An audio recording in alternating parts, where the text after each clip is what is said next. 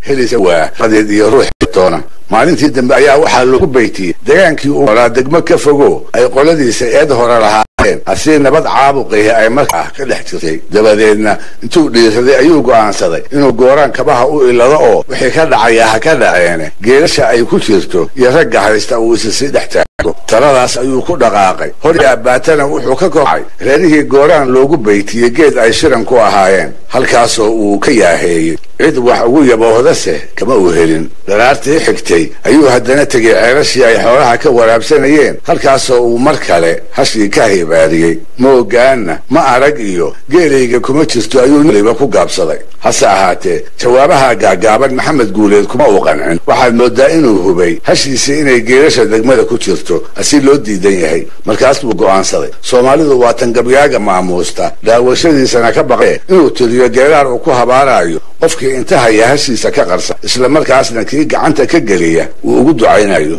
kolkaas buu raggii degmadu geedkii ay ku siri jireen oo lagu dhan yahay intuu tegey geeraarkan kaga naxsaday wuxuu yidhi waagii geedku dhisnaayoo duuma loo gabranaayo dadku geesta u yeelay hasha gaafbacadka ah oo gaaban oo gudhalka ah goosankii ka hallowday gooraan yaa ku yabooha waryaan gaari haween iyo gamaas loogu jalbeebtiyo gurbood aabba yidhaahdiyo aqal geesta u weyniyo gaadiid loo rara waayinoo gooraan iigu yabooha waryaan gaaja dullaynoo geniyaal lacageed iyo geela geydiya laan iyo giir la soobsada waayinoo gooraan iigu yabooha gabar yaan u dhisaayo abaal yaan u galaayo duca loo gundhigaayo gooraan iigu yabooha galaalow jilbiskii iyo golfaweynta abeesiyo good habeennimo joogiyo waryaan gaada qaniinin dhulka yaan laga gaarin oo gooraan iigu yabooha gololooyin surka iyo ganaf baa ku dhignaa dabadeeda gunkeeda carbaa gees ka dilaacay oo gunud bay ku lahayd jeerar gaawo ku yoonto oo gurbaankeedu ka yeedhana curad weeye gamuuxanoo ninna wuusan gateen shan wuu gaajo tirtaa afarna waa gamaysaayo candhadaa gadaf weyn leh iyadoo gocoy mayro gob cagaar la ka fooftay sida gaariga hawdku meeluu gooma ku jiday geedahay jebisaa dhulkana waa yar goddaa gobaadii la jeclaa iyo goodirkii candho weyn iyo midii gaabays ahayd gadaal bay hitiqaan waa adduunka gadiisa guuto maalma u oontay geliyayan ka meerinoo gooraan igu yabooha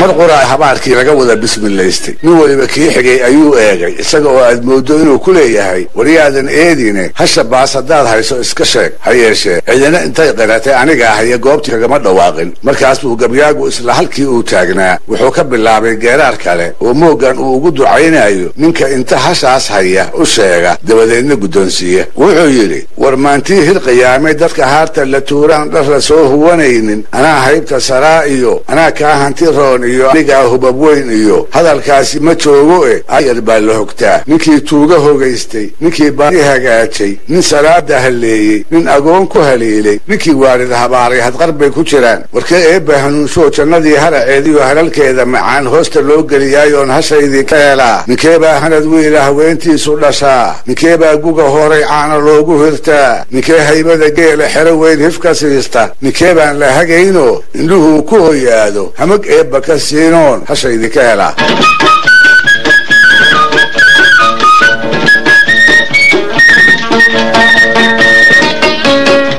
markuu tixdaa dhammeeyeyna nin baa shirkii ka dhex kacay wuxuu ahaa gooraan ninkii ay geeliisa ku jirtayoo habaarkii hore ee gabyaaga ka baqay ducadiisan dambe in loo aqbalana jeclaystay anaa haye markuu yidhi ayaa intii shirka fadhiday indha quursi ku wada eegtay markaas buu nin tuuga oo ceeboobay isula ekaaday ha yeeshee habaarka iyo ceebta isaga habaarka ayaa u daraa waana sababtii uu ku huray hashii uu awal hore isa siiyey maalintaas haddii dhowr bilood laga joogo ayaa waa maqaadiira waxaa mar kale iyaguna maxamed guuleed ka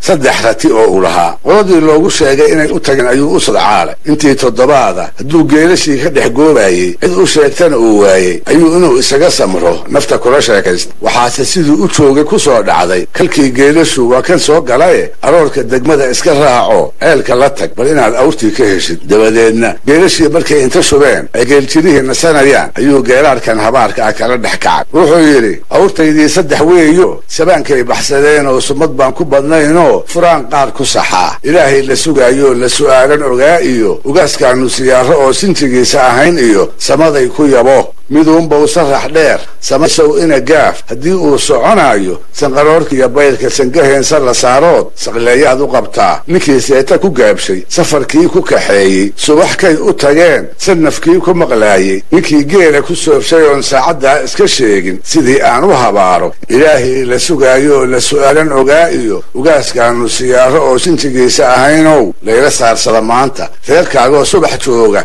submulooyinku daare halahaagu saraafe lo'da saanta ka jiid arigaasan bablaa saqiir caana uwaa samiroo dadka tuugso saabka feera ka qaad